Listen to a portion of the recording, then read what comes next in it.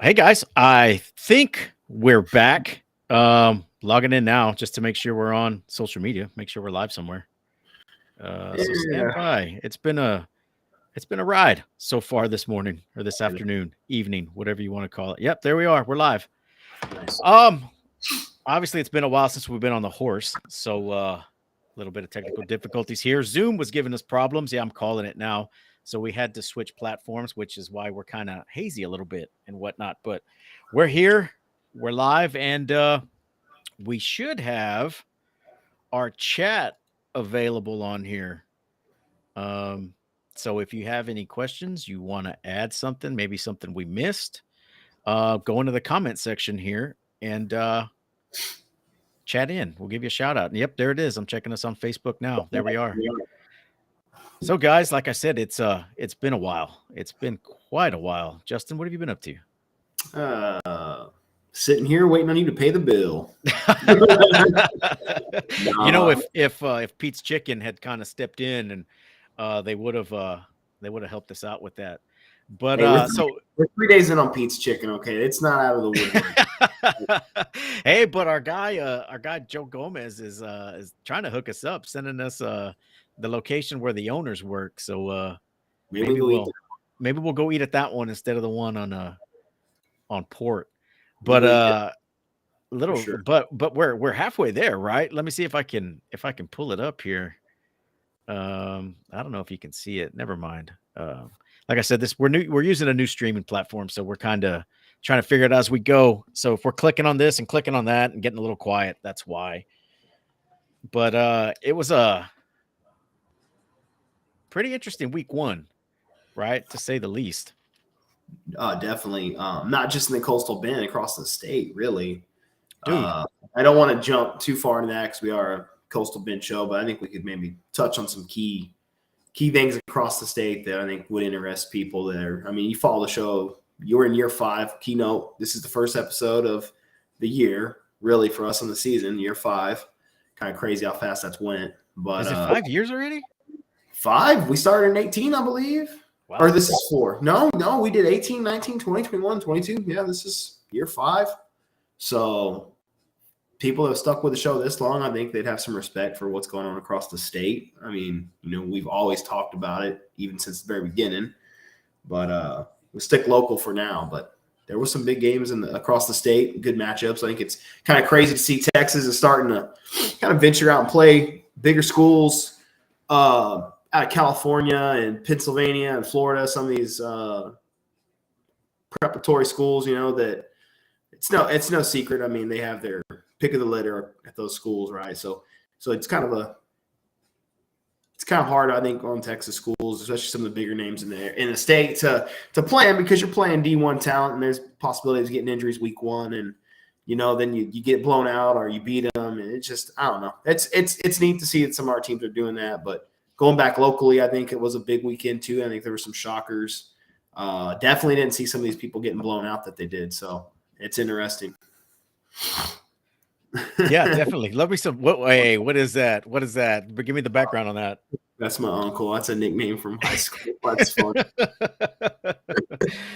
I guess we'll start at the top, right? So let's start with Thursday night's game. So I didn't make it out to any games this past weekend. I was kind of tied up doing a couple other things, booster club stuff at my local school and school board stuff and just getting kind of caught up on everything. Justin and our new intern made it out to Cal Allen to watch a Cal Allen Gregory Portland game, which was televised. So I'm pretty sure a lot of you guys were able to see that one and saw the unfortunate events that unfolded with the quarterback. Yeah, I mean, that's an unfortunate loss right there for my Wildcats. Brandon is a kid that I've come to know this last year, just kind of from afar, right? Following the team. I watched a lot of their stuff last year. Started taking the boys in the intern, right, with me last year to the games. And I didn't really know much about Brandon, believe it or not, coming into last year. And then just really stuck with it and followed him. Obviously, I'm a Wildcat.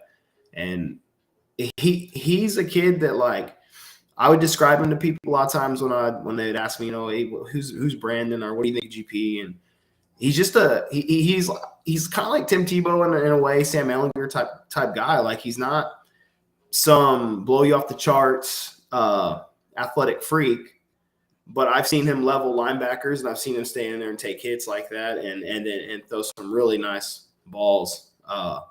He had a lot of stats last year. He was going to be a big part of this offense this year, I believe, as well.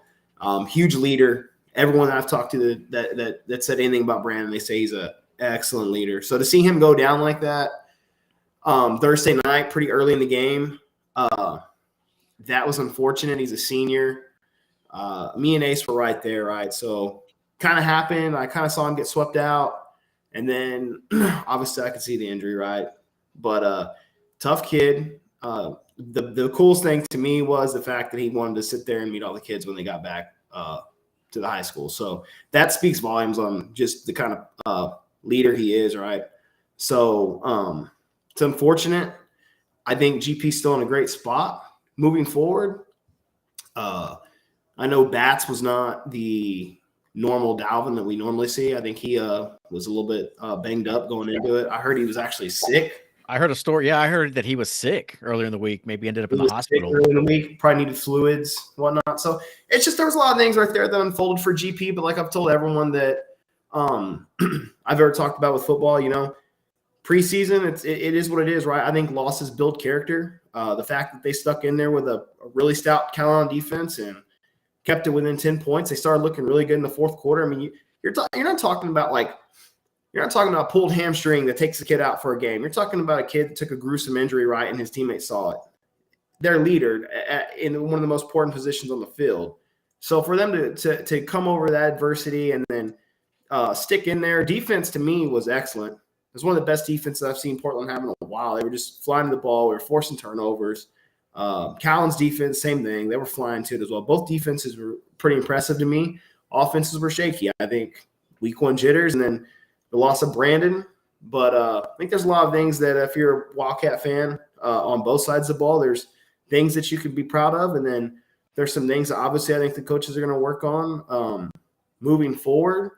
But all in all, it was just a really emotional roller coaster if you were in that stadium that night. So it's unfortunate, but I do think there's a lot of good things that can be taken away from that game as well. So I know my Wildcats got Carroll this Friday, so that's a good chance to rebuild. And, I mean, Carroll actually pressed me with that win over Red Cow Chelsea. So, I don't think it's the same Carroll we've seen the last couple of years where everyone thinks they're a stepping stone. I think there's a little bit more to them this year. So that'll be interesting to see how that game unfolds as well. I know they're going to probably, if I were to say what I think GP would do, I would say it's probably going to bring out Reed Dooms. I've heard that that's the man, right? So reason why he couldn't play Thursday was he played the night before on the JV game, right? He was in there to get reps. So, he's a young kid. He's a sophomore, right? He's got a lot of growing up to do. Coco, on the other hand, Colton Harrison, tremendous athlete. He actually does a really good job at playing quarterback in a position where I don't think that's what he really wants to do, right? Like he's an excellent swing back, tight end. He kind of plays a lot of little, spots on that offense, really from a tight end spot to almost like a swing back. So that's another loss, right, at receiver if he has to go to QB. But I think if I were GP, I would be working Reed from Monday morning, letting him start learning that offense at the varsity level, which I'm sure they've done. And then probably just get him in there, right? If come out against Carroll and maybe they roll out Colton since he's got more experience with that offense and just see how he handles it. And then, who knows, they might start Reed right off the bat. You got a really good running back in bat. So if Dalvin's healthy and ready to go, that helps the quarterback out tremendously, right? Because he can lean on that guy a little bit to help him. That turns more into a power run game out of the shotgun, and then it kind of frees up your passing game a lot for a younger quarterback. That's huge. You can't get the running game going. That's going to be a problem for especially for a young QB, even for veteran quarterback. Sometimes it's really hard to get that ball moving. So I think they'll lean a lot on Dalvin. I think you'll see Colton Harrison probably come in and help out. I really want to see Reed sling the ball. I've heard nothing but great things. He's a tremendous athlete. I played with his brother. I know his family.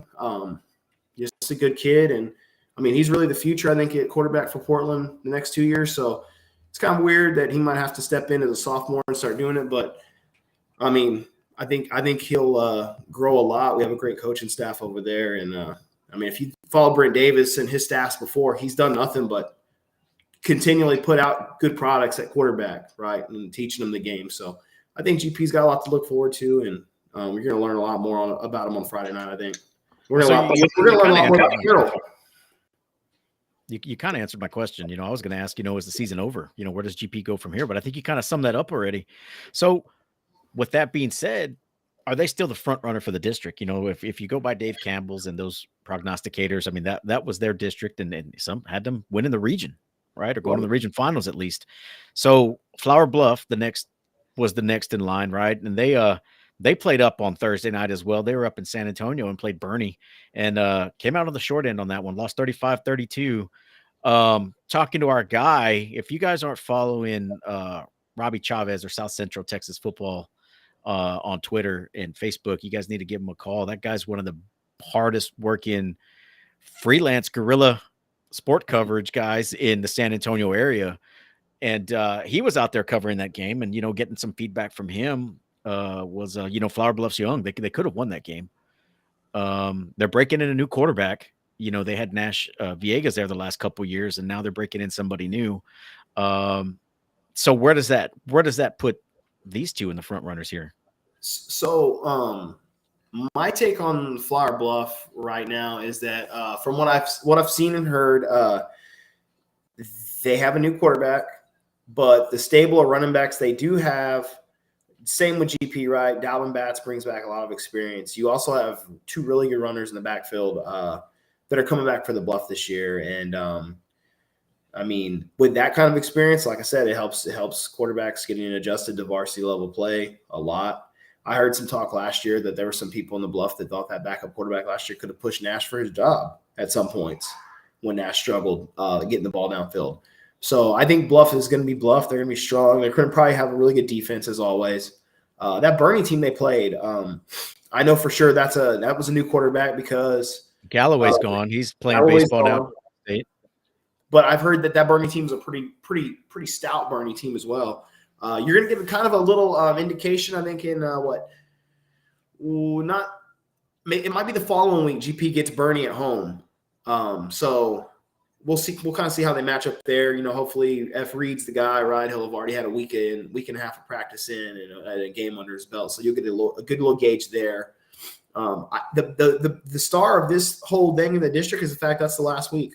It's the very last matchup, so you'll have a whole season pretty much to get through to figure out this offense, figure out your defense, figure out who's your quarterback, and you know, kind of what it works, right? So it's a nice little rivalry that's kind of come back into the fold especially last year. Portland finally, you know, kind of turned that corner, right? We starting to put together some good product on the field. So I think Flower Bluff's going to be right there with Portland. I do not think the season's over because I think Colton Harrison, if he has to be the guy and Reed's not right away, I think he's a good enough athlete that they can tailor an offense around him and Dalvin to move that ball, right? It'd probably become a little more of a, I would think, more of a Reed option style offense. He would use his athleticism on the ground, and they'd probably ease him into some nice throwing because we have some really good receivers. So it's a shame to not be able to throw them, you know. So I think it's going to be a matchup for the district title come the last week of the season. I think Bluff's going to get stronger as the year progresses. I think the next couple of weeks, we're going to really find out what Portland's about right before they roll into district. And, you know, the way that defense played against Callahan the other night, they're going to be in ball games regardless, right? It's going to be a matter of if the offense can capitalize on turnovers that the defense forces or just drives that they're able to stop. Because that's really ultimately what killed them last week was offense just cannot stay on the field long enough to give that defense a break. And finally, Callahan had some breakthrough on the scoreboard, which, I mean, it's just – defense gets wearing out. It don't matter how good they are. They're going to eventually give up some points, especially against good offenses. So it's going to be interesting come the last week of the season. But I do not think the season's over for GP at all. So let's you kind of hit them already, and we kind of jumped the gun here. We went to small 5A before we did big 5A. Carroll, you know, Carroll. No, not really. Especially, I mean, if you've been following us for a while, you know we're kind of fly by the seat of our pants kind of deal. You know, Tyler Riddell has got a comment here about, you know, he thinks Carroll's got a lot of proof, you know, Carroll, they'll have a mutual opponent right? Ed Couch is now in GP's district, right? So you'll see that. But Carroll, with the new head coach, and we hadn't really heard a lot from them, once he got hired. And man, they blew the doors off Ed Couch, and Ed Couch, they're breaking in a new head coach there, because their former AD just resigned, due to, I think, family health concerns, I think is why he resigned. So they promoted the assistant head coach up, and he's taking the reins. So I would imagine he's not changing very much up, but it was a surprise performance by the Yellow Jackets, and by Carroll as well. I didn't expect to see them put up 50 plus points in a week one, and I think that's the first game they won in a few years, if I'm not mistaken. Could be. Yeah, I've always wanted to see Carroll do good, right? Because the Battle of the Bridge is always a fun one.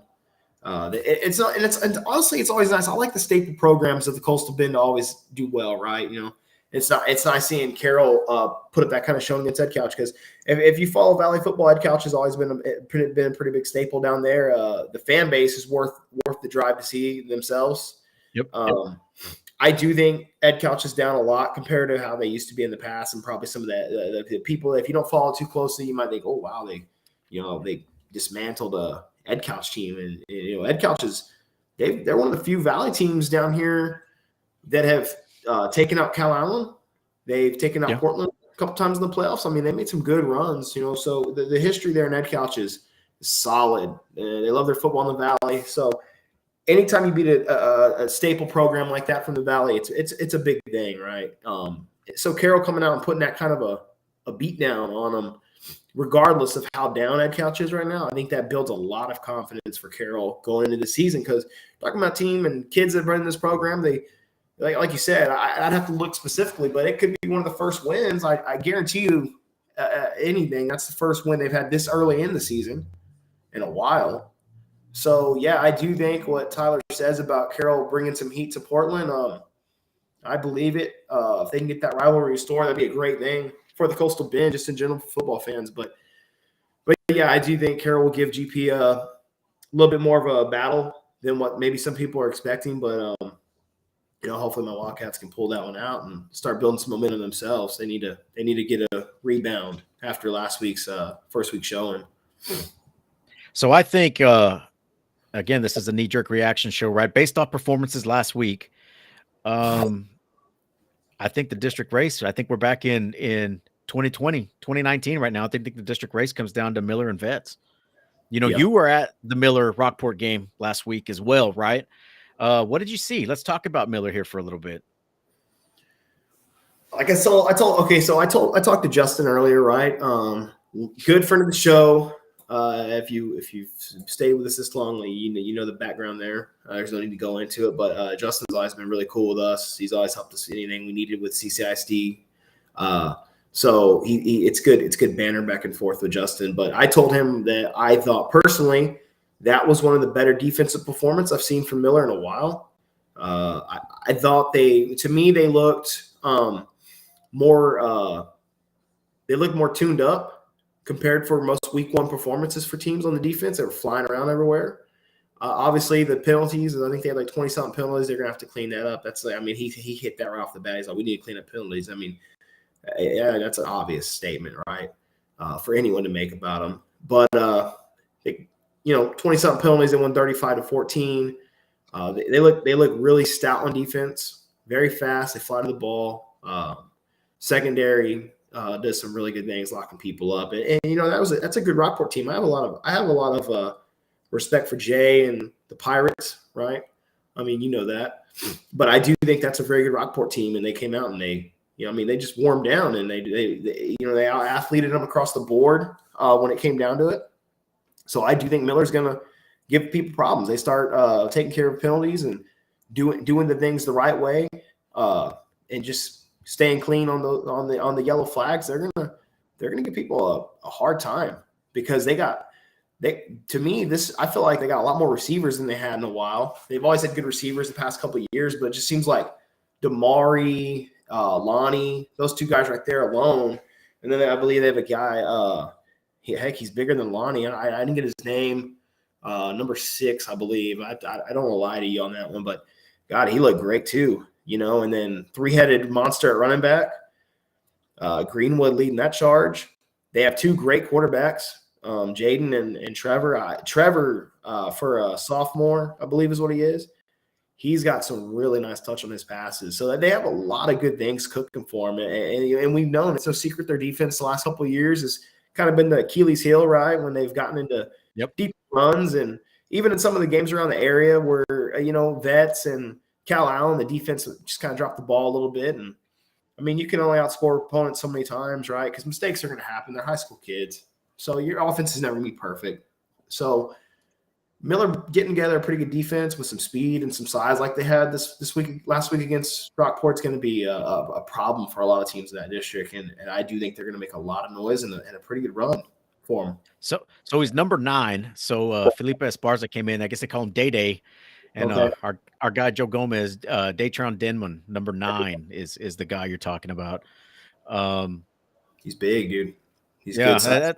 And that's what I've heard. These kids that were coming in from the junior high programs were very big kids.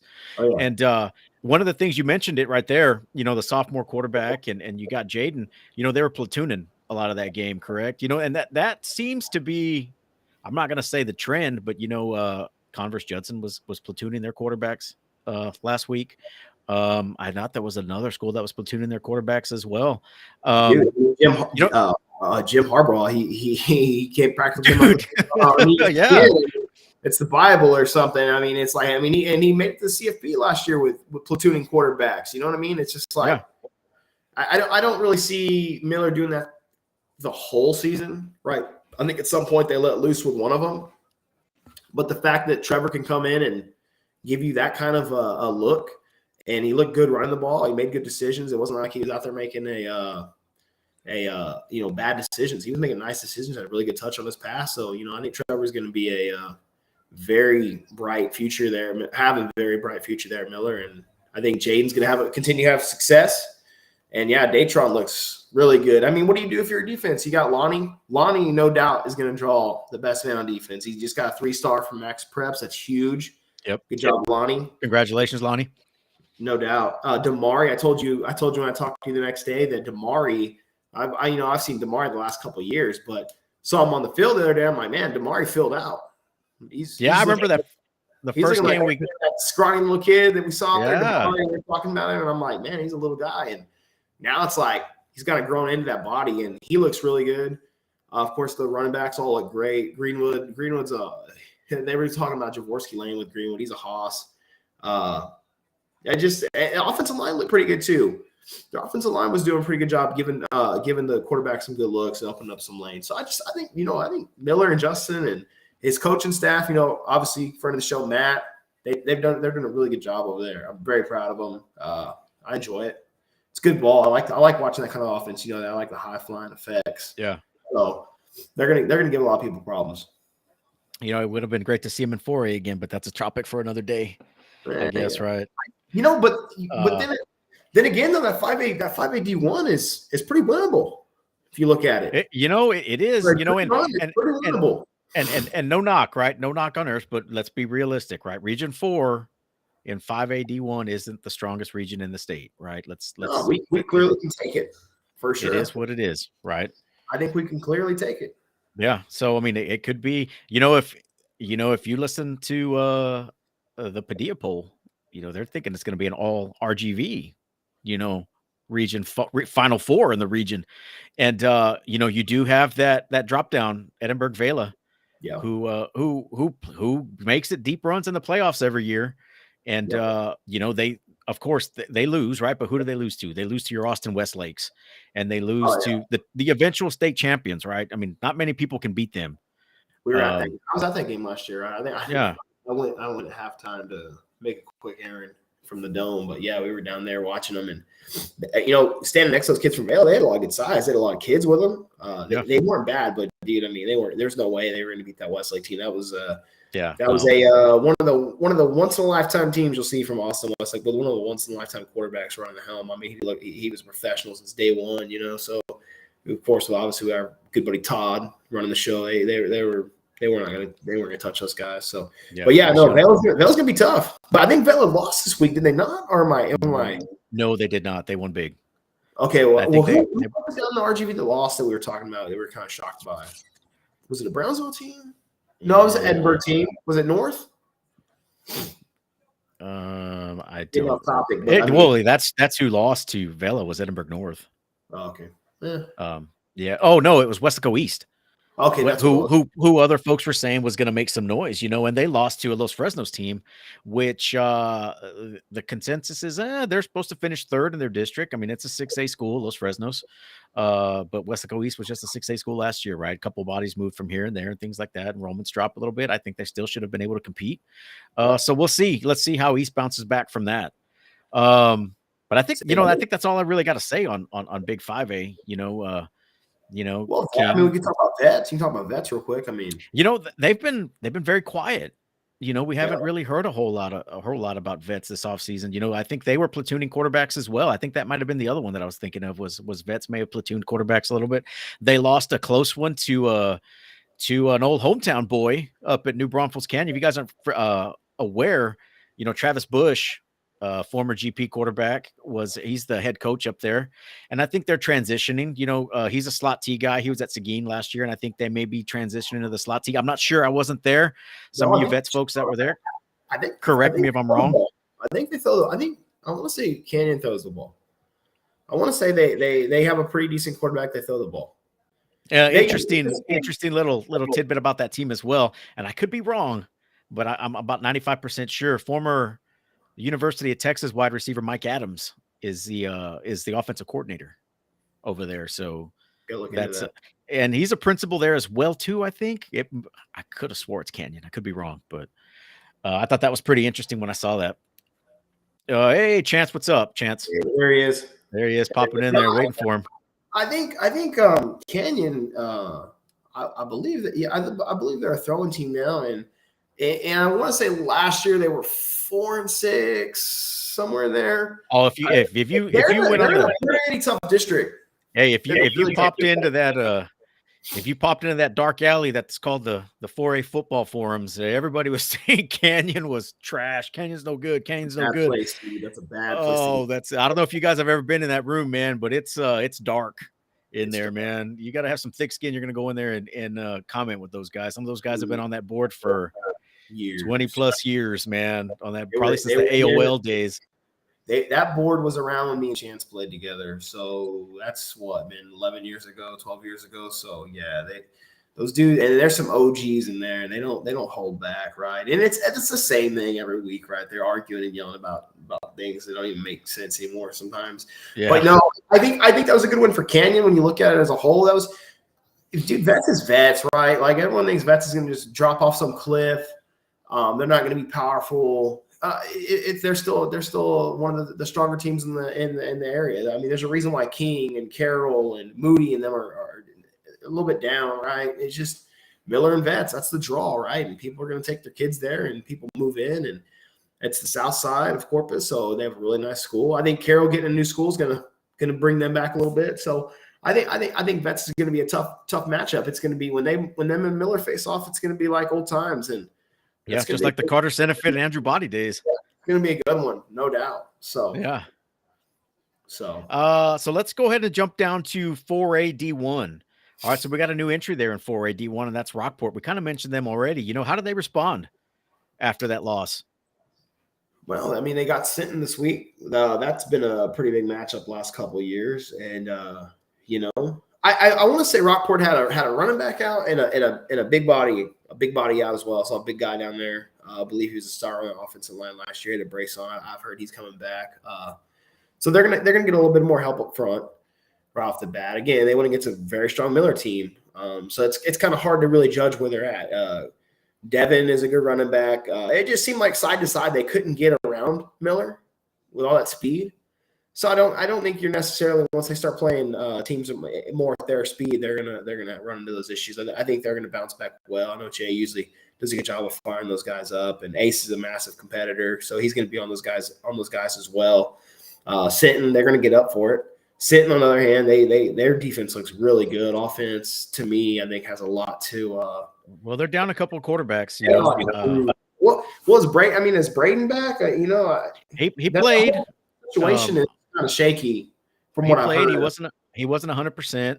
We're hearing mixed reports, and correct us if we're wrong, that the backup broke his ankle or got hurt last week as well too. So they're down a quarterback. They're young. You lost a big senior class with a lot of big athletes. Sitting's in rebuild mode right now, right? And it hurts replacing a 4-year starter at quarterback or 3-year starter in Rene Galvan, and you lost some kids that stuck to baseball this year, right? So I mean, those are the athletes that are gone as well, and their players. Jacquay Stewart, who was a outstanding defensive player, isn't playing this year. He's focusing on baseball. So yeah, and then you lose your. I want to say he was Mr. Pirate last year. What did Cave win? Hometown heavy hitter Carson Cave, Pirate of the Year, or what is it? Pirate of the Year. I'm pretty sure that Ryland won that, and he's up there playing baseball as well. Michael E on YouTube says Rockport's going to struggle with Sitton's defense. The offense is all new. Braden had a hamstring and backs up. Oh, so yeah, Hansen did break his collarbone against Cuero last week. I know. I agree. Exactly. In the scrimmage. Sorry. No, yeah, I agree with what Michael E said. I think that, when I watched that Cuero scrimmage with Sitton, the first thing I thought was, man, Sitton's defense looks pretty tough, up front. They did really good. They're going to be hard to run on. They look like a really strong run defense team. I'm not sure about their passing defense. I didn't see a whole lot of that. I know Cuero beat him a couple times, but Cuero's got a lot of things that we don't have down here. Some of our offense, they got a lot of talent across the board. So Cuero's always a perennial powerhouse. So it's kind of hard to really judge, if teams will be able to do that against Sitton on a regular basis. And that was a scrimmage, right? So, it is what it is. I think you're going to get a game come Friday night. Those two teams, that's Battle of the Pirates. That's a nice little draw right there. So it'd be interesting to see how Jay and them adjust on the offensive side of the ball to get things kind of churning for them, get things moving around.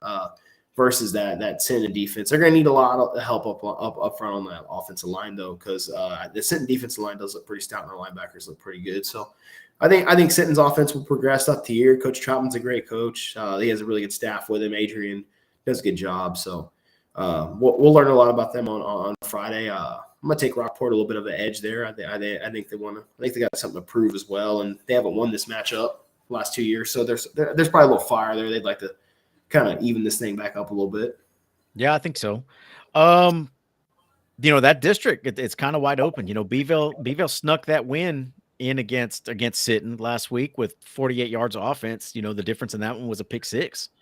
Mm-hmm. Really, that was returned 81 yards, I think. People didn't have a lot of offense against them. Yeah, Sitton still put up decent for what they had. They still had put up decent yards. I think they put up almost 200. There we go. I was waiting for you, David. David Kokota. Canyon does have Mike Adams, also ex-NFL. His son is the quarterback and his brother's a receiver. Canyon, a lot of size, both sides of their line. Good team, and it was a wild game, 21-7 at half with vets up, and the second half was a barn burner. I believe Deuce has about 8 D1 offers. Eli has some also. 17 on the defensive line, has D1 size. Canyon was a solid team. Heartbreaking loss for us. Victoria East gets Canyon this week in Victoria, I believe. We get Alice tomorrow night at Buck, and we'll be there. That's our game of the week, Alice and Vets. That should be a good one. We hadn't got there yet, but it's going to be an interesting one. Like I said, that's our game of the week. But yeah, so I think 15-4A is kind of wide open right now, and we'll kind of see how it plays out. Hey, Gulf Coast Smoke, we should I can't see it. I got this little display up. We should be collabing, just saying. We should be collabing, just saying, hey, don't let all the secrets out. We may have something up our sleeves. If you guys aren't following Gulf Coast Smoke, the guy's killing it. It's got his own products around here. He's a local guy, Alonzo Cantu from Go Texan brand. From Portland. It's a Go Texan brand. He's selling this stuff everywhere. I think he may even have it at HEB yet, maybe. He's trying to get in HEB. Yeah, trying to get HEB, but he's got it at Tuttle's. No paid advertisements here, but Alonzo's a good friend of ours. He's the guy we picked up on the side of the road a couple years ago for that that Miller Rockport game that we did. Anyways, I'm sidetracking again. Sorry. 16-4 AD1. Right, we kind of hit on that now. Tyler's got a pretty good. I like that take. Well, that's where I'm kind of leaning to. He's kind of stealing our thunder. I didn't want to jump into that yet. Tyler, we're coming back to you. Okay, we're coming back to you. AGP stand up. Yep. Yeah. So we kind of mentioned him, Alice, right? So we were kind of wondering what was going to happen with Alice, right? If you watched, but regardless of what you think, we're friends with South Texas Bloodsport. He's an interesting cat. He's a good friend of ours. We chat back and forth, and any beef that we have is staged beef, where it's kind of like wrestling in a sense, right? Uh, so he actually got some highlights from the Ray Alice scrimmage. If you guys hadn't seen it yet, Cutter Stewart had a kind of scary moment there for a Yep. second. Went down, looked like his knee buckled on a non-contact turf injury. So we weren't sure. If you talk to anybody in that dark room, in that dark alley that we mentioned earlier, it was anywhere between it's a bone bruise to he tore his ACL. He's done for the season. Didn't He played. practice all week. And then he shows up to play like Yep. Superman, right? And had a heck of a game. Those guys ended up dismantling King. And I think King lost their starting quarterback as well during that game, and one of the few offensive stars they had that game. So he may be out for the season as well. But the biggest report that we heard from Alice is that that they should have scored 70 points. They should have scored a lot more points, and they had a lot of drop balls by the receivers, a couple overthrows, and I blame that on no practice from Stewart last week. And it's week one, right? So I think Alice is going to be dangerous, man. Regardless of what people say and what they think, Hector Gaza, a friend of ours from San Diego, just picked up right where he left off, returning kicks and returning punts like nothing. I mean, he returned an 83-yard kickoff for a touchdown. Hey, did we beat him in that 40 or the 100 or what? Or did he smoke? Oh yeah, if you guys go back to our first and 10 show, we kind of didn't do the transition very well, but we raced all those guys. He was the relay team. I think it was a 1600, wasn't it? Went to state. They ran in the Texas relays for state. I mean, those kids were fast. And I think we got a 20-yard head start in that race. Then he ended up beating us by another 20 yards with a cast on. No, that was the other kid. That was the running back. Okay. Yeah. Trevino, I think is what his name was. But yeah, that kid beat us with a cast. If you guys want to see that, go to our 1st and 10 show that we did in San Diego, the Smurf Turf. But yeah, that's where we first got to meet Hector, and again, and I will swear by it. If you guys want to go 3 rounds deep in the playoffs, let us do a 1st and 10 at your school, at your program, because we did one with them, and they set a school record first time to go 3 rounds deep. So we're obviously a good luck charm, obviously, right? No, 100% on the good luck charm. Okay, so hopping in on Alice, my general take on them. First of all, the deep dark place you don't want to go to at nighttime by yourself. South Texas Bloodsport is a OG in that group, right? Pride of South Texas. If you ever get bored and you want to kill some time and just listen to some beef, right? The original Pride of South Texas is his new name. Just check in on what Bloodsport has to say on there. You'll get a good laugh. But no, going on Alice, I honestly take what Sergio says about Alice pretty for real, because he's very in touch with the program. Sometimes he might put the blinders on. Just kidding, Sergio. But he says it. He's a homer this week. He is a homer this week. Well, if he doesn't come with car paint on the car and the Alice Coyote mascot he stole from like the 90s, he's not wearing that, I'm gonna be disappointed. Yeah. But no, I think so. My concern for Cutter is I didn't get to see a whole lot of highlights, but I'm questioning the movement, right? I want to see if he's as mobile as he has been in the past, right? Because everything I saw, he was in the pocket throwing. He had the knee brace on, the knee he'd hurt originally. I don't think I saw anything on the leg or whatever it was that they originally thought he hurt in that scrimmage. So curious to see what his mobility is like, because that's a nice little part of your game when you can move those feet, create a bigger pocket, and extend plays, right? So that's going to be a question mark for me. I think you'll learn that against Vets D, because Vets D is going to bring some heat on. They'll probably bring some blitz packages and whatnot, and that defense line's always pretty stout over there at Vet. So that'll be what I'm going to be looking for tomorrow night.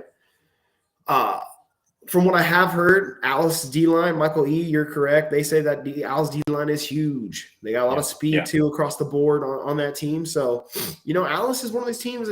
Like I said, they're a staple from the Coastal Bend, right? They've always been good. It seems like the last couple of years, Sergio, I felt bad for him, man. He'd be ready, right? We're coming back, and then it's like they were snake bit. Yeah, just something goes wrong. Like you look at we on the sidelines in that Port Lavaca game, and it's like tons of talent everywhere. Yeah, remember they had those twins, the who were just speedsters. I mean, just tons of talent across the board, and it's like, man, how come these guys are losing? How come their guys are losing? So, I hope they get together this year. I think they will. Coach Atwood's been there for a while now, so that program's got a lot of nice things. This past year for those kids over there, the fan base always seems to be very supportive of the Coyotes, and Sergio's going to be a big time supporter tomorrow night. So, if you have a chance to go out and watch tomorrow night, that's going to be a fun one. I wouldn't say bad blood, but I do think Alice had a little chip on their shoulder. Last year was a really close game that they feel like they should have beat Vets right off the bat. Yeah. Vets snuck out of there with a cheap win. So it seems like everyone has a target on Vets back, right? Everyone wants to get a piece of Vets. So anytime you get a chance on Thursday night when everyone's freed up to go watch them play, you don't have to watch your home team, man, go check it out because whoever they're playing against is going to be trying their hardest to knock them off. So I think tomorrow it's going to be a really good game. A lot of good things for Alice this year. A lot of good things for Vets this year. So that's going to be a pretty good little barn burner, I think. Yeah, I'm excited for the Coyotes, and I'm kind of neutral when it comes to those guys, but I'm excited to what they see. And it's mostly because, and I'm going to show my bias here. We know those kids. We know Cutter. We know Hector. And those guys they're good kids.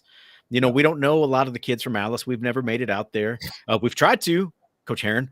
But it just never worked out, right? We wanted to do something with them, and it doesn't work out.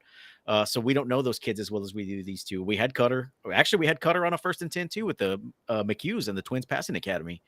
So he's a good kid, and with having those guys there, knowing those guys, it makes me want to root for him. Robert Rosenbaum's checking in. It's those select kids. They finally hit the age. Or they never finally hit the age. I can't see Robert. No, they finally hit the age. They finally hit the age. There you go. However, still can't beat Cal Allen. I don't know about it this year, man. I don't know, man. We'll see. That defense is gonna have to play. That Cal Allen defense is gonna have to play against these guys. I know it's week 1. It's early, but man, right now I'm sold. I'm sold on the Coyotes right now. I think district championship comes down to that game, that Cal Allen Alice game. I'm not sold yet. I want to see what they do tomorrow night. I want to see him in person. I ain't seen him since that Port Lavaca game live. I want to see him live. But I do think they're going to make a good run. I want to see him first before I sell myself on that one. And there you go, Chance. Didn't get a chance to shout Luke Johnson. That definitely very good kid. Is a baller for Vets. Does a lot of camps. He's kind of he's one of the kids around here that kind of sets the example of what you want to be, right? To get to that next level, right, there's always a gap. You got to make that jump up. And Luke's one of those kids that he puts the work in, right? And, no offense to Vets and anything like that. I want to see Luke have a good game. But you're right. And we've been around Cutter and we've been around Gaza before. So you want to see them do good as well. So, it seems like it seems like Luke Johnson has been here in high school for 8 years, right? Because it seems like we covered him when he was a freshman. Yeah. He came into that Miller game when it was a blowout. And as a freshman, and he had a pick 6.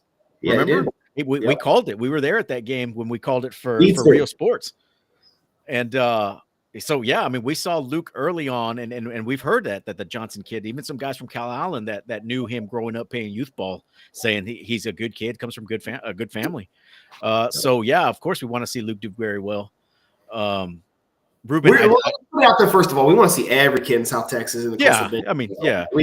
If you follow the show and you don't know that about us, then something went wrong, right?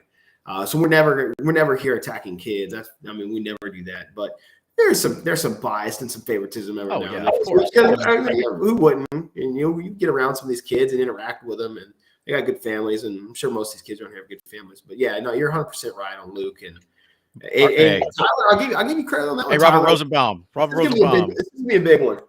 Luke Medina belongs in blue and gold. I'm just saying that right now. Belongs in blue and gold. Okay. Oh yeah. Let's not forget Can't that. Stop Epi. Hey, we're gonna circle that one. We're gonna bookmark that. They Can't Stop Epi whenever Alice plays. That would be a good one. That'd be a full one to watch. Allison Count. There's gotta be some blood there, right? Alice yeah. They have. Yeah. There's there's a lot, right? If we're going off week one and everything projects out the way it's going after week one, of course, I mean, there's going to be a lot of great games, a lot of Definitely, great games. And I like some of these preseason schedules because they're very stacked, very they are. stacked. Yeah, I think that kind of does it there. We've talked about Cal Allen. Well, you want to throw it in real quick about one last thing? I mean, that people ought to check in on a Friday, since we're talking about stat games in the Coastal Bend, is before we move on from Miller and them, is the fact that I mean, they got a huge game with El Campo. Well, on Friday. To me, and I'm going to say it, I could probably take some heat for this, but that game kind of lost its luster for me after that loss to Cuero. And Cuero's a very good team. Let's be real. They're a very good team. They got a lot of speed. They got a lot of athletes on that team. But if you listen to the other that back alley back there in that region up there, people are unhappy with what's going on up there in Ricebird country. They've here they got a young offensive line and an experienced quarterback. And it's not making it easy for Ruben. Ruben, they held Ruben to I think 125 yards. Held him. That's in quotes. That's in quotes. Held him. He did like 156 on 22 carries and like 2 TDs. He ripped off, and I watched that game, right? And I think when you look at it from afar, the 42-14 kind of it's gonna take it's gonna take a little bit of that luster off this game with Miller. But for me, if you don't got nothing to do Friday night, if anything, go watch your local team or a local team in the area take on the number one running back in the nation. That's 100% pencil in. That's the number one running back in the country. That is something that you're not going to you're not going to be able to go see every year. You probably won't see that for 20 years here. This is a kid that he's coming into Louisville. I really don't see that holding true through the process. I can see a big time A&M or Texas flip. So I heard they're giving him a Papa John's. That's what I heard. I heard that's the NIL deal. They're giving him a Papa John's. That's what I heard. Yeah. Hey, so you're talking about a tremendous athlete, and if you do watch that game, El Campo's actually got a lot of size up front. A lot of size. That's going to be a good test for Miller. See how they do. You're going to bounce back and see what kind of team El Campo has, and you'll see how good Cuero was. Cuero, to me, looks great. So they have an excellent defense, and that defense had a hard time. I mean, they gave up 156 to him with 22 carries. I mean, it is what it is. But if that offensive line can, do some good things, Ruben's got the skills. He can take stuff out. So it'll be interesting. And nonetheless, you're going to look at watching the number one running back in the country, and then on top of that, you'll get to see that offensive Miller and that defense, and see how that Miller defense adjusts to stopping a guy like Ruben. That's huge right off the bat. Yeah. Yeah, and like I said, they held him to 156 yards. That's crazy. David Kokota, have tickets for the El Campo game Friday night. Next week we travel to El Campo. Yeah, Vets goes to El Campo next week, so you got 2 back-to-back Coastal Bend teams going up against Ruben Owens. So if they don't get to see him this Friday, they'll be able to watch him next Friday. Very true, Michael. Very true. Hey, somebody had asked. I do not know if they're streaming the Alice game, and I don't know if Rio Sports isn't doing CCISD games anymore. Does anybody know if CCISD is streaming any games this season? I know in the off season they said they installed cameras everywhere for the capability to stream, but I haven't heard anything else after that news story. So if anybody knows the answer to that would be great. I would assume that they're going to have some type of streaming capability, because I mean, did you see that monstrosity they built at Buck? The press box? Dude, that thing is massive. That's got tons of room. So it's building something state of the art like that. You would think that they would have some streaming capability for those kids that probably in their video programs. I know a lot of teams around the area. They're starting to go to that. If they don't have local guys streaming the game for the fans, they're doing they're using the video kids for it, right? But what was it the other day we were talking about that? Oh, it was the El Campo. No, it was Cuero. I told you, man, that's interesting. Cuero will travel on away games and stream for their fans, but they want their fans at the home games. So home games, they will not stream.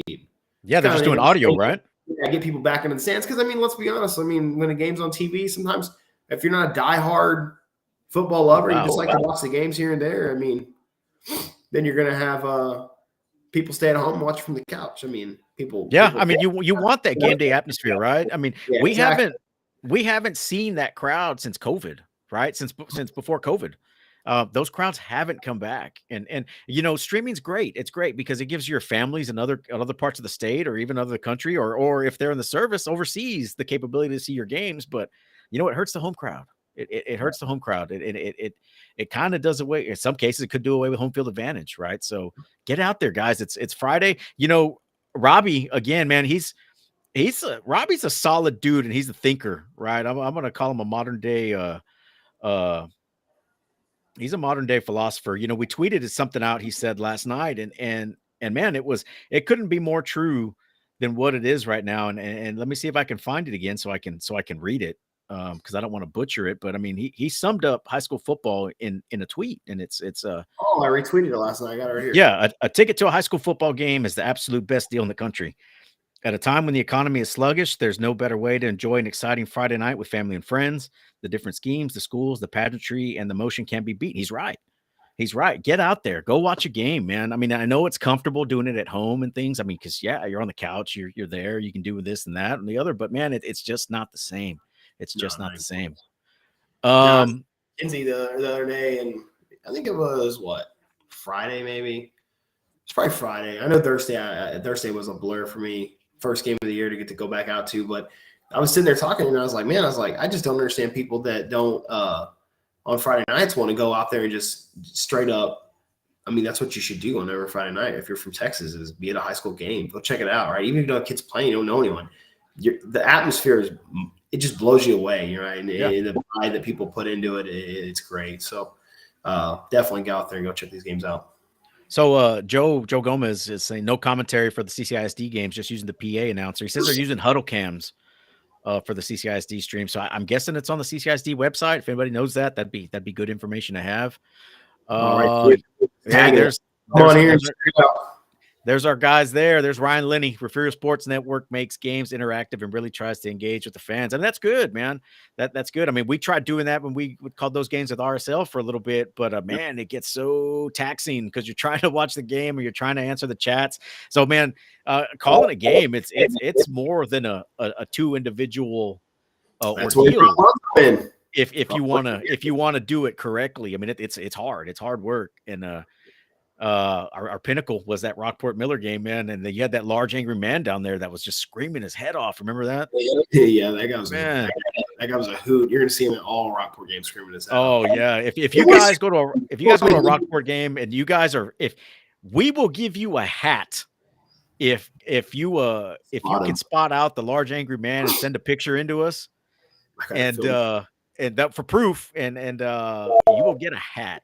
We will get you and we've got, guys, I know we've been saying this for a while. We've got a stockpile of hats. We just have not taken the hats to get anything put on them yet. Oh, we are the worst. We are the worst, man. That's why we came on at 8:15. That's why we came on at 8:15 instead of 8 o'clock. And we even pushed it. We originally wanted to do 7:30. But we are the worst. Okay, so let's jump into, man. We're almost at an hour. So let's jump into 4AD2. Yeah, Robert, we've heard that before. I can do it for you. Yeah, okay. We've heard that one, but we've asked you, we wanted a hat manufacturer from your connections. You still haven't got back to us with that yet. Hat manufacturer. Yeah. We have ideas. We don't want a stock hat from somewhere. All right, so 4AD2, Tyler, we're gonna bring you back in on this one. And I think we've got a lot to talk about here, man. There's a lot that happened in 4AD2. Let's talk with the superlatives first. So Robstown, half their win total in the first game of the week from last year, right? And this was something that Matt Stepp had tweeted out. First win over Kingsville since 1981. They came out with a 52-12 win over the Brahmas.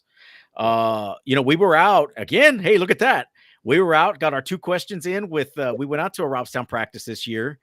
And I didn't make we did our 2 questions with Coach Perry.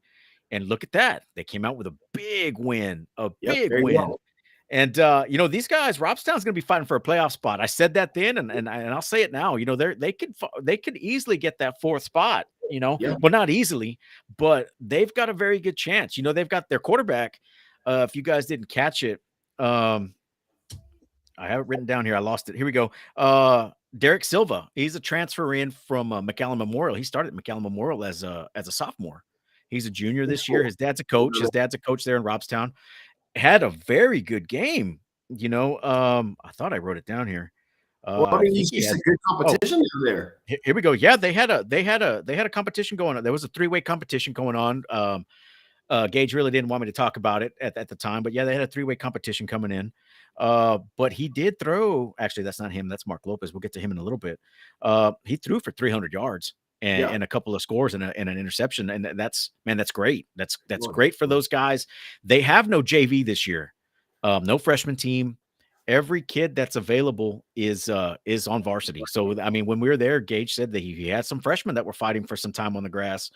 So keep your eyes on the cotton pickers this year, man. They could do something. They could do something special. They're probably I could be wrong. I've been gone for a few years, but man, the last time I remember Robstown making the playoffs is when they had it'll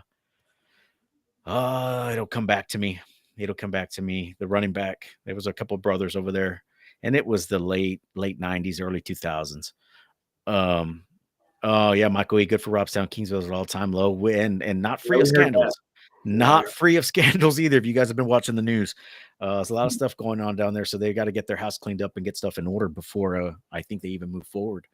So 4AD2, right? So Ingleside, Sitton was the penciled in favorite at the beginning of the year, right? And Sitton was projected to win by Dave Campbell's by 22 points against Beeville and ended up losing by 3. I don't think they saw the injuries coming. I don't think they saw the extent of the rebuild that was going to happen. But I think this race is wide open. Ingleside came in with a gang busting win, 55-7 over Mathis, and Mathis has usually they've got pretty decent teams. Yep. If you guys want to hop in the way back machine, Mathis in 1999 went to the state championships. I think they lost to Liberty Elihu. I think I could be wrong. Don't quote me. Yeah, it was somebody. There's got to be a Mathis guy in here somewhere, a Mathis historian that'll pop in and say something. But yeah, so Mathis is kind of they're on a downstretch. They're in a tough district, in their 3A D1. Up there with Industrial, Edna, Ganado now. I mean, it's actually is it Ganado up there? Maybe, but it's a tough district. Vanderbilt Industrial. It's not a cakewalk up there. Goliad. So that's a tough one. But Ingleside came out and they hit it. They hit it on all. I mean, they did everything. And then if you look at the other side, Orange Grove, we thought, Orange Grove lost Cutter Stewart, who transferred over to Alice, who we talked about earlier, but unbeknownst to us. And again, we made a little 2 questions out there with our friend Brett Carnegie, and they won big this week. Big. 50. Get the first and 10 at Ingleside, and they came 50, out. Yeah, we did a 1st and 10 at Ingleside, guys. If you guys are picking up on the trend, have us out.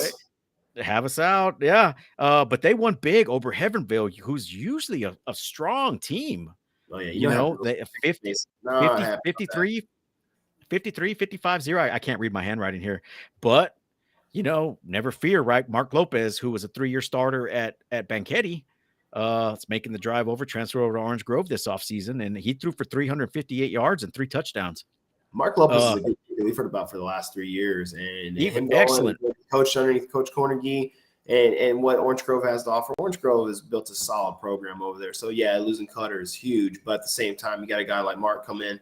I think Coach Carnegie and they're going to be a tough team to deal with, especially for a first-year coach. It's a lot of times you see a little bit of a downturn, but I don't think you're going to see that with Coach Carnegie. He's a veteran, and they're going to put a really good product on the field. You already saw that week 1, right, coming out and just blowing the doors off Heavenville like that. So I think that's something to look out for in that district, especially when you got some injuries already taking place to Sinton.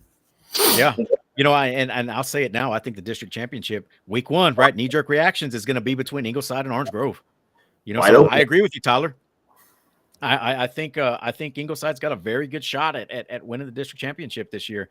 Sinton has Rockport this week, so Sinton will get a test. You said that already.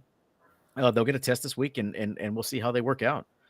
I think that really sums it up for 4AD2. You got anything else? No, not much.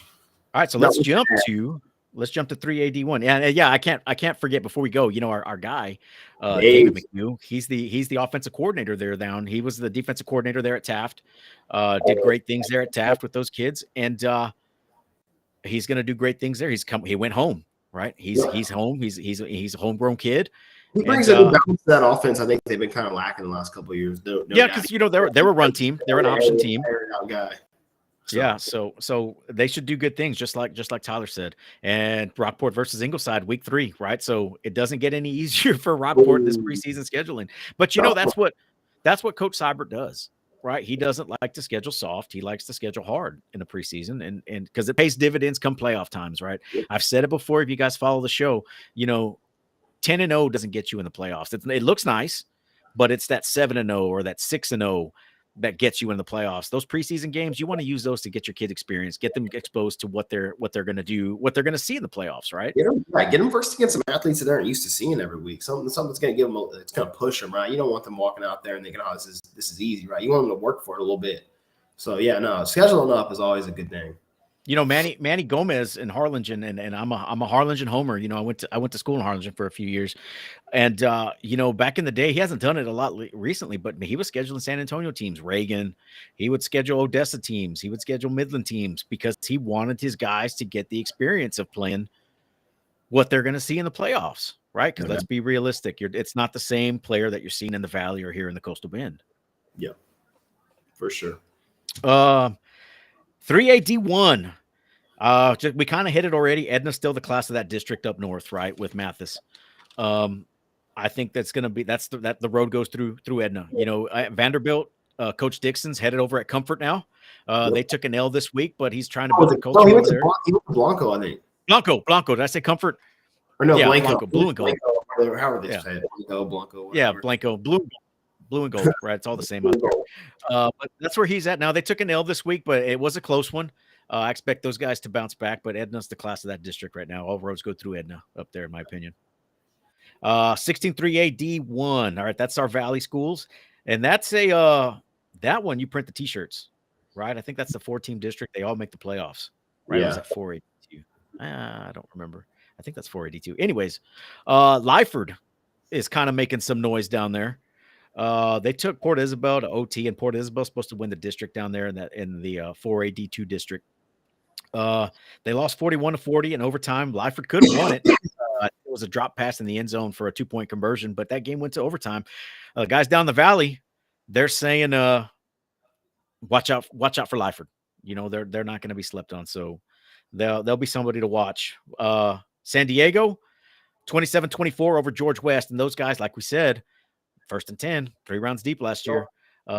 Came over a 27-24 win over George West, who went 1-9 last year. Pretty good out. That's a pretty good performance from George West. George West has a new coach. Coach Nicholson's up in Stephenville now. Yeah, I think he's on the coaching staff up there at Stephenville. Now it's Brent Bennett, who comes from Ganado. Now, this is why the 3A district should be worried that George West is in. They are coming off a 1-9 season. He came from Ganado, who was 4-6 in his first season, went 10-4 his second season, and made the playoffs every year since. He can turn a program around. Very good pedigree. Very good pedigree, and George West always has good product. Yes, they need to coach come in and kind of tune him up a little bit. I think. I think so. And there was mixed reviews on the previous regime and stuff like that. So it just depends who you talk to and what went wrong and why it went wrong. But I think Bennett's going to make some noise. George West is predicted to take that 4th playoff spot, but this is another district. It's kind of leading us into 3AD2 that district's kind of up for grabs. A lot of folks, as I'm an Odom guy, I live in Odom, are projecting Odom to win the district, but Odom's young right now. They've lost a lot of seniors last year. It's almost a rebuilding mode. It's a lot of underclassmen on the offensive line and the defensive line, and they're very thin. George West can easily come in and start shocking people. So don't be surprised if you see the Longhorns turning some heads and winning some games this year. But let's get back to San Diego. Another guy that we had on the 1st and 10 out there in Ingleside. man, they're going to be good. I mean, they lose Hector, but they still have a deep offense and a deep defense. So I don't see any change there at the top of that district. I still see San Diego taking it. Yeah. But it's not going to be as easy as last Great year. quarterback, he's going to do his thing, and that's one of the most crucial positions, and he's got a lot of experience coming back. So San Diego's got a lot of good things to build off of and keep going with. Yeah. Well, Tyler, George West doesn't have that much experience. They've got 5 seniors only on that team. So, I mean, that there's not a lot of leadership on that team. They're young. But again, with Coach Bennett there, I think he's going to get them going in the right direction and watch them. They're going to turn some heads. But again, so that leads, unless you got anything else on 3AD1. So that takes us to D2, right? We kind of hit on that district there a little bit. You know, Odom slipped up in week 1 against Karn City, and Karn City returned a lot of kids from that playoff team. You know, they played last year. Essentially, these first couple of weeks for Odom are it's a playoff rematch. You know, they faced Karn City in week 1, won pretty big, and then week 2 they had Tidehaven in the playoffs, and guess who they host at home this week is Tidehaven, who had a very, very strong team. They've got a very good running back that's coming back, who was a sophomore last year. Tidehaven's going to be good. Odom scheduled hard this preseason. A lot of they've got. It always pays off. They had Karn City. They have Tidehaven. They've got Mathis, and then they've got San Diego. And then they'll roll. Yeah. I mean, I could see Odom and Mathis always plays them tough. Mathis always plays Odom tough. I mean, they're right there.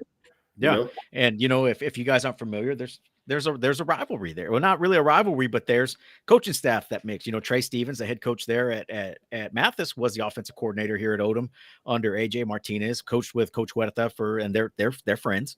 You know, so there's that. You know, and there's another couple coaches on that staff that are from Odom as well that coached here as well. So I mean, it's different. It's an interesting dynamic that they bring.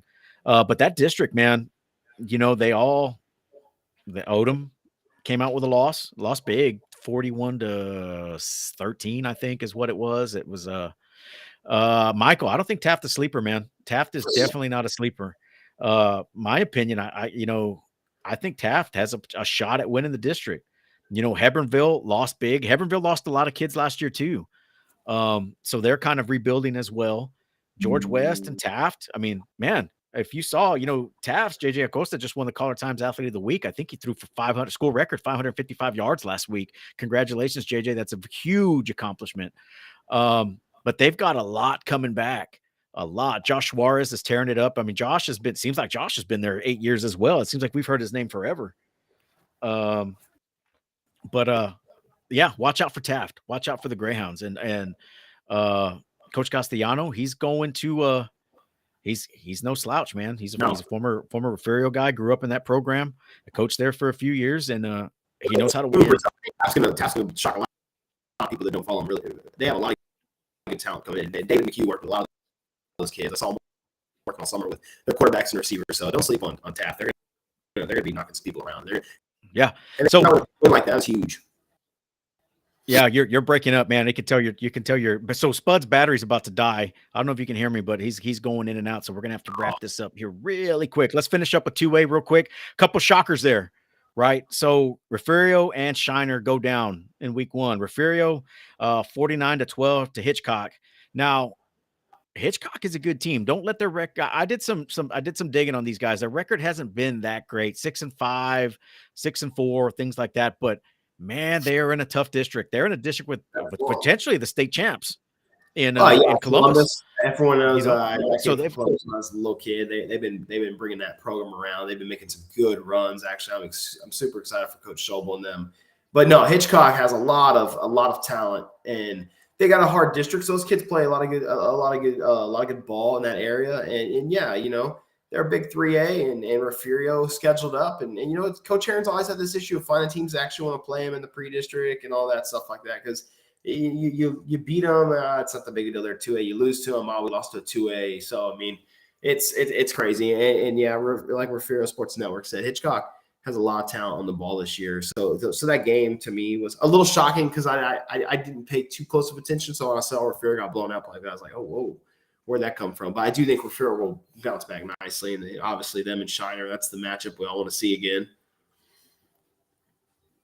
So what one of the things that we heard about that game, and I didn't get to watch it, is just, let's go back in the way back machine again. And Refugio's trying to do a little bit with the power eye, Yeah, a la the Flex Cat year. And yeah. from what we're hearing is they're trying to do a little more ball control. If the thing about Coach Herring is, if a team beats him, they usually don't beat him the next year. No, So if look at his history. If a team beat, man, he's gonna dissect that loss and pull it apart and pull this. I guarantee Her- he hasn't thought about anything else except for that Shiner game from last oh year. no, and we tell this story all the time. All the time. The first year we started this show, we showed up at Refugio practice and we're sitting in the stands, and it's just you and I in there, and he kind of yells at us. He's like, "Hey, who are you guys?" We tell him who we are, and he's like, "All right, as long as you're not from Refugio or you're not from Shiner or You're good. Mason." you Yeah, know, Shiner or Mason. And Herring is and he got a bad rap, right? He rubs a lot of folks the wrong way, but he can coach football. I he mean, loves it. he Loves won a football. he won a state championship in Sonora. He didn't do too well in Wall, but that may have been more political than anything. And ends up in Refugio and has done nothing but win. Nothing but You winning. know, and a lot of folks can take that for granted at times, right? They can take that stuff for granted a lot. And it's easy. It's easy to do that, right? But man, I mean, he's done some great things. He's done some great things. Um Shiner lost in a heartbreaker to Hallettsville, right? Hallettsville again, another big school Yep. who always has great players, right? So that's not too shocking. But keep an eye on what Refugio's doing with their power eye, a la Flex Cat. They'll probably go back to the spread as You things know, get going. they got Keelan. He's a heck of a thrower. He actually, I think, got the job this year. You have Bland running the ball. Gosh, you can't not talk about Ernest Campbell. He's already got multiple D1 offers after blowing people's doors off in the track and field last year. So tons of talent. Don't sleep on Refugio thinking they're having a down year because you see them loss. Like I said earlier, though, they play London this week, so London brings a pretty good product to the field. So you never London know. had a great year last year. Yeah, and I think they're going to have another great year this year. So this could be a tough game for Refugio as well, just because London's a bigger school and they got a lot of talent, and they're going to throw everything at they can at Refugio because everyone wants to beat Refugio when they get a chance to play them. So tons of good things from Refugio, tons of good things from London. That's a good game to go watch this week if you don't have anything going on. But yeah, no, Ernest Campbell and company and Keelan, they're going to be a force to reckon with. There's no way that Refugio doesn't throw the ball at some point this year. I think they're trying stuff out early on in the season against bigger teams like Hitchcock with more speed to see what they can do. They're going to fill themselves out, and they obviously want to start getting a game plan for the playoffs because that's where they're headed, and deep runs, and obviously against Shiner, that's the big one on the matchup for them this year. So this is something that I think we're used to seeing Heron do. It's just when you see Refugio take a loss, people kind of have that, whoa, what happened? You know what I mean? It's because it's very rare. But that wraps up our week one reaction. I know that's kind of an abrupt ending. But man, we gotta go. A lot of stuff going on tomorrow. We got to get some rest for our little game tomorrow. And so if you guys see us, we'll be on the sidelines of that Alice Vets game. We don't wear very many things that kind of make us stand out. To blend in. If you see us, man, stop us. Say, hey, what's up, man? Get a couple pictures, talk some football for a little bit, and we'll be on our merry way.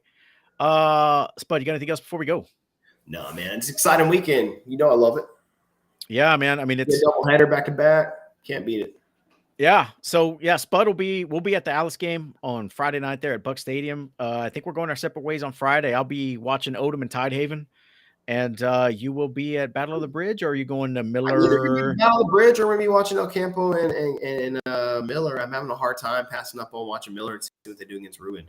Yeah. It's hard though for me because it's the first home game. It's Battle of the Bridge. I want to see how GP bounces back. I want to see what Carroll brings, and see how Carroll does, right? And see how Carroll plays. Yeah, I want to see what Carroll brings. But gosh, it's hard to miss Ruben. You know what I mean? You don't get to see that every week, so I'm still up in the air on that one. Yeah, and if Pete's Chicken, if you're watching, we're gonna keep tweeting you every day. Pete's Chicken every day. But we're getting close. We're getting close. Yeah. They liked the comment. They liked it. So guys, you guys see that tweet tomorrow? Retweet it, reshare it, get it out there. Let's make this thing go viral. Tag them. Pete's Chicken. What's up with STFU? Right, guys. We will see you next week with a week 2 reaction show. I don't know. I don't know how I feel about doing projection shows. I think I'm more like the reaction show. I like the reactions. More than anything, right? Definitely. Guys, you guys did great. Great chiming in with the comments. Hey, there you go. Tyler Dale, hashtag Pete's Chicken. That's what I'm talking about, No, man. Joe, I want the bowl. I want the bowl. Hey, there he is. Groceries, dude. Finally chimes. I hope you were here the whole show. I'm late. I'm late. We're finishing, dude. Real quick, Lavelle's been a solid member since the first year in 2018. Cannot leave out Lavelle. Oh, 100%. He's a ride or die, man. For ride sure. or die, OG. Marcus, you'll be able to watch this on the flip side. We're about to end up here, man. But man, we could have used you for all that buck talk earlier. I know. Come on, Lavelle. You got to get in the show a little bit earlier next time. Yeah, man. Next time. We've been trying to get him on the show as a contributor, man, but he's camera shy, man. He's camera shy. Man. Yeah. Hey, we will give credit where credit's due, right? Robert did help us out with yeah, he did. with the name. It was an acronym out first, and then we kind of filled in the words after the acronym. Yeah. Oh man, that was back in our mature day. If we could rebrand, we'd probably rebrand, but we're children. Yeah, no doubt. Pete's Chicken, more football talk. Yeah, if you guys want to figure out this Pete Chicken thing, pull us aside because we will not explain it over social media or in the show. Chicken drops the ball, I won't wings him more. I'm just saying. Yeah, or anybody, right? Las Milpas number 3 or something, right? Or number 2, one of them, right? We got to get some kind of sponsorship going here, man. This stuff's not just like Justin said in the comments, man. We can't run this show on an empty stomach. But guys, thanks for tuning in. Thanks for following us, man, for this long, 4 or 5 years, whatever it's been, man. We have no Bush's chicken here, Tyler. It is delicious. Bush's chicken is delicious. Yeah, we've been lacking on the content, so we're gonna get back to it. We've been busy, folks. We've been busy. Yeah, and every time Kat's available, Kat from 22 Photography, who's our homegirl, she's also been a ride or die with us as well. Whenever she's free, man, she is so booked with stuff. We'll get out creating some more of that the different content, guys. But again, thanks for following us, man. Thanks for watching the show, and man, try retweeting our stuff, man. We got to get back in the algorithm because we've been so dormant. We've been dormant for so long, man. We got to get these retweets and stuff to get our algorithm to start showing up again. But guys, again, thanks for listening, man. Thanks for watching, and we'll see you guys next week. There we go.